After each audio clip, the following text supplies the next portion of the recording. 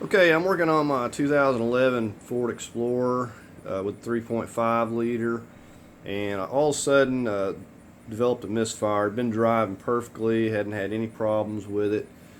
All of a sudden went to get in it one day, started misfiring, and immediately threw the check engine light. So I'm going to show you what I found. Okay, so you come to the inside, you take your scan tool and just hook it down here. If you don't have a scan tool, you can take it to various part stores and they can look at it for you. But we got it hooked up here. We're gonna go ahead and hop in and put the key in, and we'll check and see what kind of codes we have. Okay, so we have two codes. It's 351, PO 351, ignition coil A. That tells us the one tells us that we have the number 1 cylinder, and we'll talk about that in a minute. It says it's confirmed, so we'll just go on down, and it's probably going to say PO 351 permanent. So we need to go ahead and go out here and take a look. So we're looking at the number 1 cylinder. Okay, now you're looking at your engine. You'll have this little cover, and I've done away with that. I didn't want it on my engine, but your number 1 is actually going to be back here underneath your intake. So if you're unfortunate enough to have your 1 to your 3 go out, then you're going to have to get back here and remove this.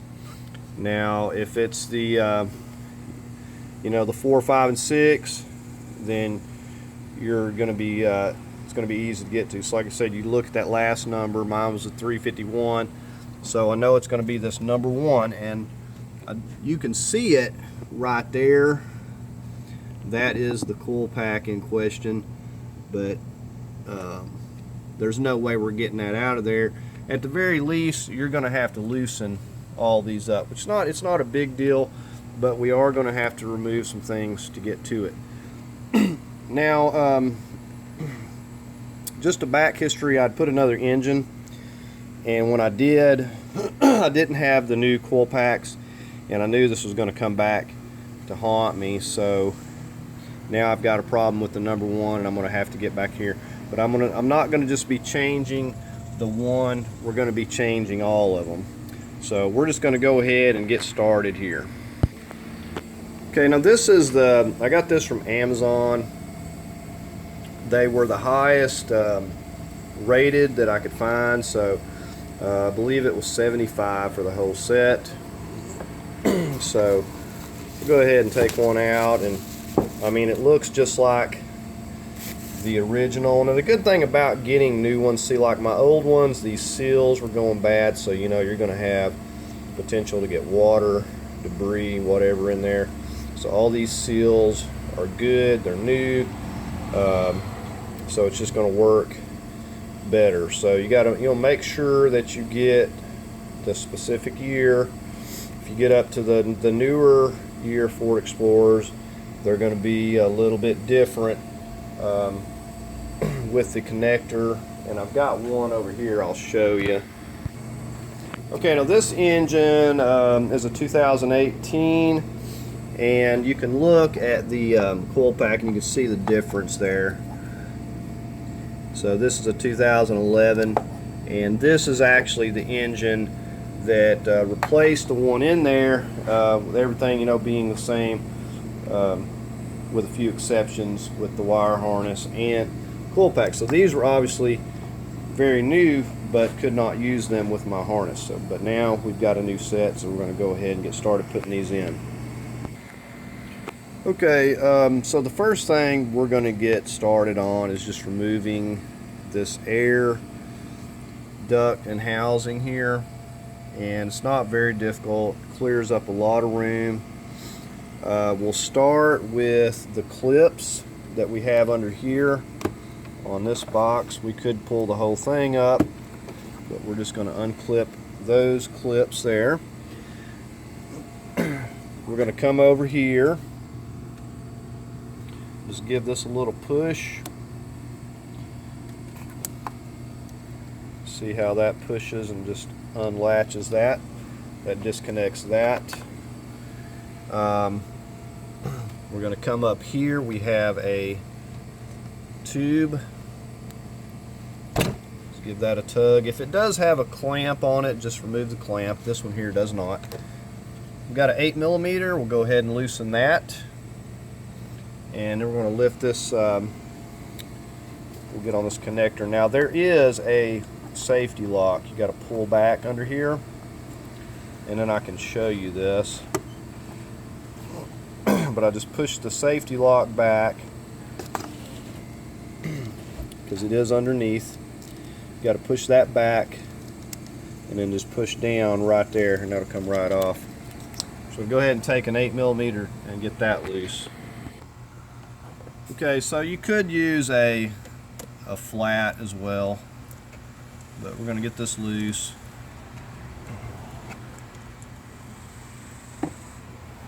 And at this point, we should be able to just go ahead and wiggle this part here loose. Okay, and with that duct loose, we should be able just to pull this over. And we do have a little clip right here. It's holding on to this wire. Just pop that up.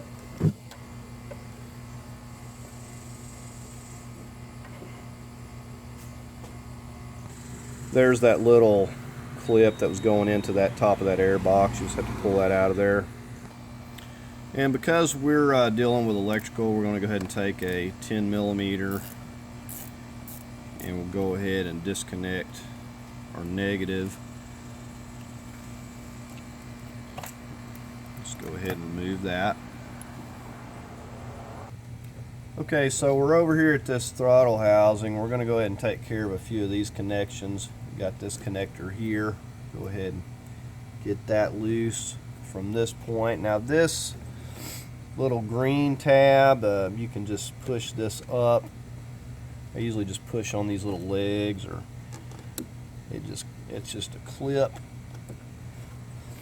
And basically, once you can get it where you can pry up, you kind of push down and give it a push up like that. See how I just pulled it back there a little bit. Once you get it to there, it just comes right off. So we've got that loose from the box, and we've got another clip right here. Again, you got to pull back on that lock, pull that back, and then once you get that pulled back, you just push down right there. Give it a push down. And sometimes I've been known to have to take pick tools to these because they just stick. But you can see, just push that lock back, goes in and out. And just pull that back about 1/4 of an inch, and you just give it a push right here, just real firmly, and that'll release that. So we've got our wires. We got this little vacuum hose, or fuel fume hose loose rather. So now what we're going to do, we've got a let's see, this clamp over here is going to have to come loose. Okay, right up here on top of this, we're going to take some pliers and get this loose.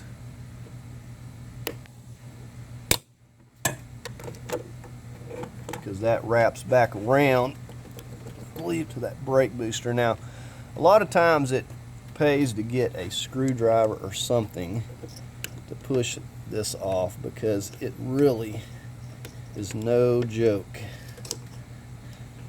And it's a good idea to wear gloves, because you can really scratch your hands up in a hurry. Okay, so now we have that loose. We'll just kind of push that over out of the way. So we're going to move on to the back. Okay, if you're looking in the back, right back here, you can either take one or the other of those clamps loose, whichever one you want. I'm going to get the one up on the actual intake. Let me see if I can get in here and show you that clamp right there, the darker one. This one right here, I'm going to remove that and just slide it back, and that's going to get this hose loose from the back of this. Not a big deal. Okay, this wire here had a little clip to pull up and out of there, so I got that loose from it. So we should about have everything loose. We're going to go ahead and get our 8mm over here, and we're just going to start taking all these loose from the. We don't have a whole lot. We've got let's see, we got one here, 2, 3, 4, 5, 6, 7. I believe that's it. So we're going to go ahead and get those. We may have a bracket. I'm trying to remember. I think there may be like a little bracket in the back there. But I believe that is going to be, yeah, I see it from here. I believe it's going to be an 8mm. I'll show you that. I'll give you a better view of that in just a second. But we're going to go ahead and get these loose first. They're not a very big deal. They shouldn't be real tight. We're just going to get these 7 screws. Now these shouldn't come out. I believe they're made to like stay in the housing, but they may come completely out. So I said we're going to go ahead and just remove all of these, and then we'll get to work on that hidden screw back there. And it's just going through a bracket. Okay, I can show you on this engine better than I'll be able to show you over there, but I'm going to be basically getting, there's a 8mm that's running through this bracket here, and you can see how this is threaded, and it's going into that. So that sets up here, and we got to get that screw out, and it's kind of hidden back in there, but that's all it is. Just sets up here on this, and then that 8mm is running through this. That's your intake when it's just setting on there. Let me set it in place here. Okay, so there we are with it setting into place. Sets right back behind the little bracket. So you're going to have an 8mm coming through the front, going through that. So we're going to go ahead and come over here, and I can see it from up here. Like I said, it's really hard to show you where it's at, and it's sometimes with stuff like this it's easier to feel than it is to show you. Like if I look through here, like you can see it. If you look right through, like under this tube, and look back in there, you can see that bolt. It's an 8mm, and it's going into that. So we need to get that, or we won't be able to lift this up. It's not really a big deal. It's just kind of difficult to see from up here. Like, so a lot of times you get in situations where you have to feel for stuff. Now it's obviously, if you're going to be doing this, make sure your engine is cooled completely down, and it's been cooling down for several hours. You don't want to be getting in here and burning yourself. Okay, I was trying to get where I could show you while I'm doing this, but I have a 1-foot-long extension, 1/4 inch, with an 8mm, just a little bitty 1/4 inch ratchet, and I'm just going underneath this throttle housing, and I can see it, but it's hard to show you here, but I can see this here and get to it no problem with this little bit of an extension. But I'm just going underneath this throttle here. Okay, I don't know if you can see that little right there. That's where I'm at. Little red ring on my socket. But this is not difficult. Now, you want to kind of tighten this one down last, because you want the intake to snug down to the face of this up here. really well, so I always snug that down first and then I'll tighten this last, because I could feel how it dropped down once I started taking this loose. Now another thing I'm going to do when I start getting this all the way out, I'm going to get me a magnet and I'm going to go down in through right here and I'm going to catch that. If I don't, it's going to fall down and I'm never going to find it. Okay, so I've got my magnet. Hopefully I'm going to be able to ease this back, and it fell. Okay, I will not be able to find that bolt. All I'm going to do is lift this intake up and then I'll look for it. I'm pretty sure I can get another one anyways because I have extra, but I did the very thing I didn't want to do by dropping it. My magnet really is not strong enough. It got hung onto the bolt. So I'm going to try to, looks like I still got a few things holding here. A few of my bolts are still not quite all the way out here. I thought I had them completely loose. Said they'll stay in there.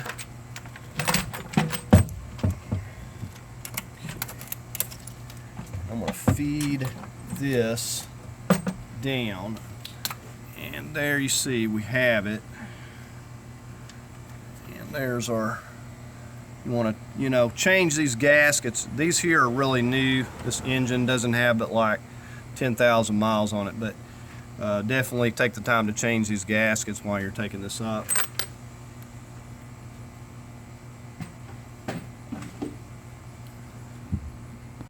Okay, so I did get my bolt back, just a little bitty, nothing to it, but surprised that I even found it, because sometimes they hit the ground and you never find them. They'll roll like 20 foot and you wouldn't think it. But anyways, you can see how it looks here now. We've just, we left these hoses. Now we can easily get to everything. So we got our number one right here. This is the one that's going out. And it's really weird. It did start working again, but that after it cooled off, but that's the way these will do. So, the first thing we want to do, these are very tough. You're going to probably need a screwdriver to pull these back. These have to be pulled back. And I got the first one. Okay, I'm gonna have to get a screwdriver and a pick tool. I've got these two, as you can see, pulled back far enough. I need to get this one here back, and we're gonna go ahead and just do them all at the same time. This one here is broken, so is this one, but we're gonna do them all and just get them all at the same time. It's pretty self-explanatory with these because of the way that it's wired.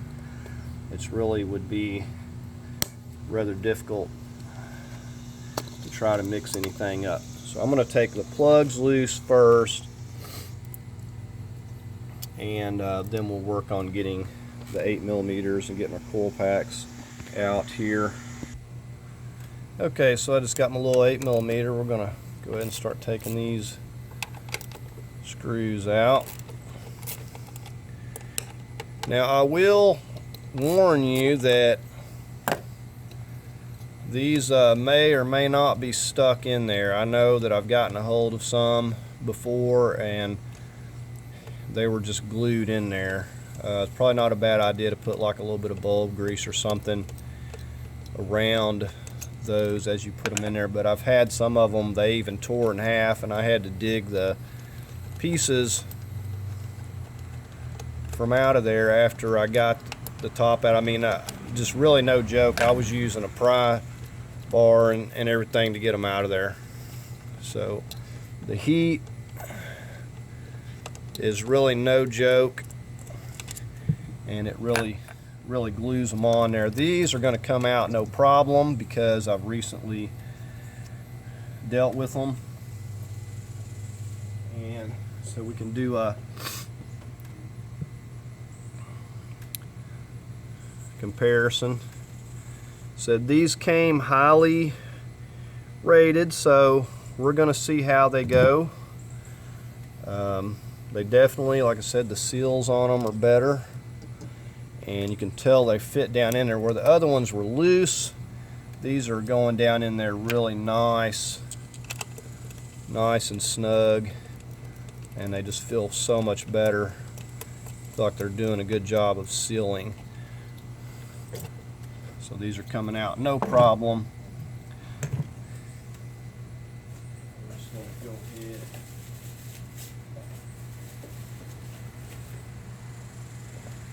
This is not a hard job by no means, even if you don't have any mechanical knowledge. You're just removing a few things. Like I said, that's why it's a good idea to disconnect the battery, because even if you don't know anything, you're not going to run the risk of shorting or doing anything if you got the negative disconnected over there. Now you will have to reset your radio and all that good stuff, but it's a small price to pay. And so we've already got the rear ones. So this is not going to take you that long. You're just removing a few things, and the way this intake is made on this one, where you don't have to, it's really not that hard to remove. I've had way worse that had way more stuff to remove, and where you know, instead of this one has like an upper and a lower, it would be all one unit, and made it a little bit more difficult. You can really feel that pulling those things down nice and snug. So hopefully these connectors won't be a problem. We'll see how much trouble they're going to give me. Sometimes these new connectors do not want to reconnect. Okay, these two over here went on no problem. This one I had to take this red piece completely out and kind of wiggle it around and work it on there, but it finally went on there. I don't know if the little plastic part was wedged or what, but we got all those secured, so those are good to go. We're going to go ahead and get on these front ones up here. Okay, and just the same thing with these. Very easy to get these little 8mm out. And these up here, if you're lucky enough to have your 4, 5, and 6 go, then you know you could get away with just replacing one of these up here. However, you know, if you've got 100,000 miles on your vehicle, it's really a good idea to just replace the set, and then you don't have to worry about it. And these, I should have had them replaced from the get-go, and you can see how this here's messed up. So they're just barely holding on there, just not sealing good at all. So we're just going to go ahead and work these final 3 into place here. Said I really like the looks of them. But even with the old ones, I drove around about a month and had no issues, and then all of a sudden got in, it was misfiring, and you don't want to be driving your vehicle around misfiring. You're just asking for more problems. I've had a situation like that, and then very quickly I was replacing a catalytic converter. So if you can at all avoid driving it around like that, then definitely don't do it. So as soon as this thing started misfiring and through the check engine light, we just parked it, and the only time I moved it was just around here to the garage. So I ordered these just because they're quite a bit cheaper, and I could afford to wait a few days. It only took me like a couple, 2 or 3 days to get them. Ordered them through Amazon, and they were the highest rated ones, so I thought I'd give them a shot. And I know everything's kind of hit or miss. You never know. Definitely, you know, get the ones you feel the most comfortable with, because it does, you know, you get what you pay for, like they say. So I'm just going to go through and snug these down, and then we'll get those clips on. Okay, Okay, now we'll go ahead and see if we can clip these back without any issues. So sometimes with the newer ones, they're just a little bit stiffer, so you really got to push them to get them on there. I've had to fight with some, and make sure that that red lock's back, or you'll see like it's not wanting to go. So I'm going to just pop this lock completely off of there, and I can get it off with the screwdriver and put it back in. Just pop it on back. See, it'll come, you can see that it'll pull back and you can slip it back in there. It's just like a little pin, but feeling like it wants to hang up, so I'm just taking it completely off. It's just like that one on the other side there, and it's really, there it goes, and you can tell it because you'll hear it. And the other ones don't have the safety locks, but at least they're up here. They're broken on the ones that are easy to get to, so if I have a problem, I can get to them. So now we're going to go ahead and just get our intake and start connecting everything there.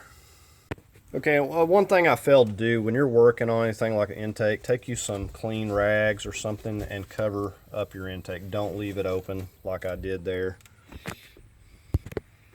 Okay, I'm just setting this back into place. I'm just kind of starting back there. Remember, this wire has to go up and through here, and don't get your little connectors pinched, but it just goes like right through there.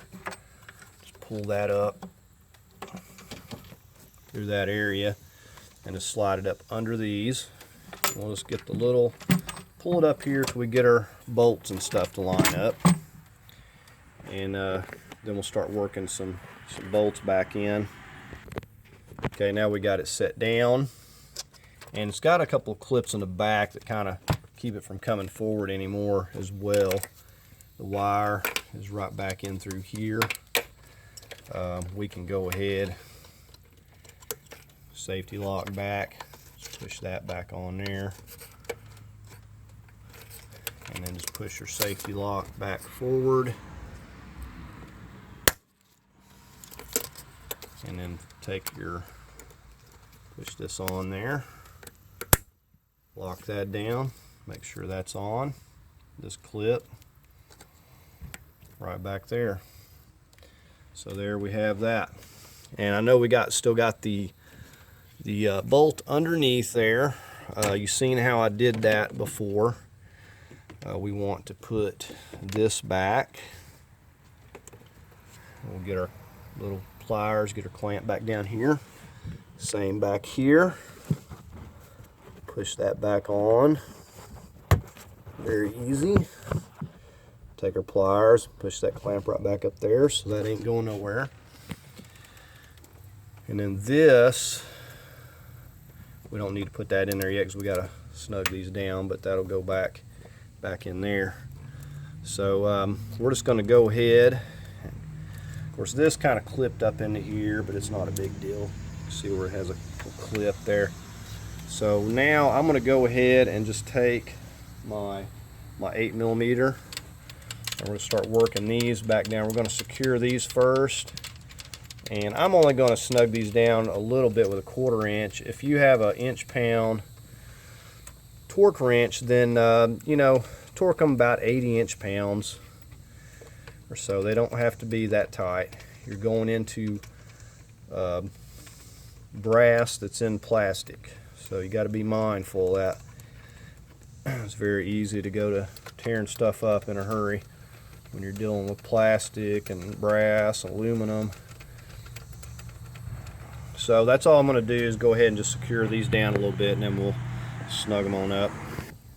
Okay, now I got to put this tricky bolt back in underneath the throttle housing, one that goes down in there where it's hard to see. I'm using this magnet. Now I think that these 7 would hold this fine, but so I think it's kind of optional really, but I'm going to go ahead and get under here, and we're going to work that back into place. So it's really hard to show you in any way with the way this thing is set up, but I'm going to put that back in with the magnet and just barely get it started, and then I'll go under with my extension like I took it out. Okay, make sure these 7 are loose before you put that one in. I made the mistake and then I had trouble lining it up, but it's in there.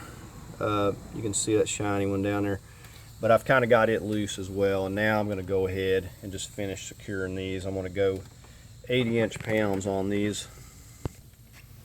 Okay, so we got this set to 80 inch-pounds, and I'm just starting down here in the middle and just working out to the outer part there.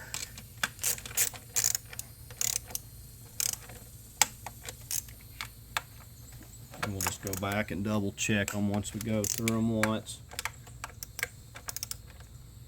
But the main thing is don't over tighten them.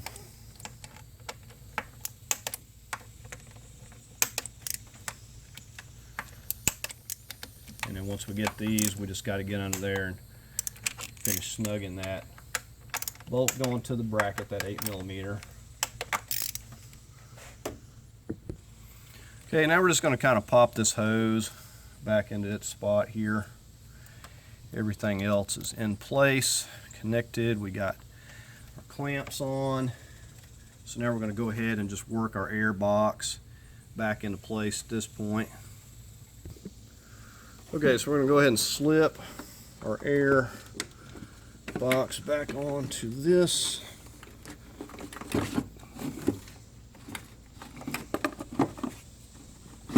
And for some reason it doesn't want to go. There we go. I'm going to put this little hose back on to where it goes. Snap that back down. And this just slides underneath.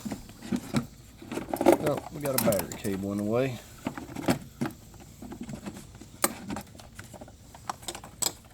Get our wire. Snap our tabs. And we'll push this back down. And push your connector and just push the safety lock on the bottom. So we've got everything. We've got our hoses. We're just going to tighten up this band right here with our 8mm. Okay, so we're going to go ahead and just reconnect this, push it down good. Got our 10mm, and that's all we got. We'll just kind of double check everything. We're going to go ahead and crank it up and see how it sounds here. Okay, so we're going to go ahead and clear the codes. We've got the key on, and we're going to go ahead and go down here and pull up the codes and delete those out, and then we'll fire it up and make sure that we don't get any more codes coming back. So we'll go ahead and get our codes erased here.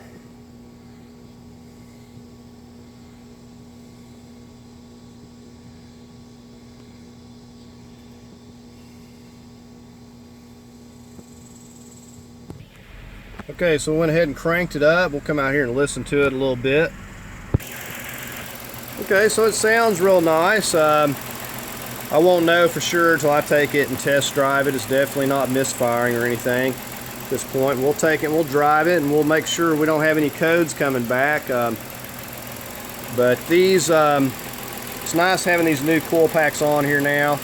It's something I should have had done at first, but better late than never.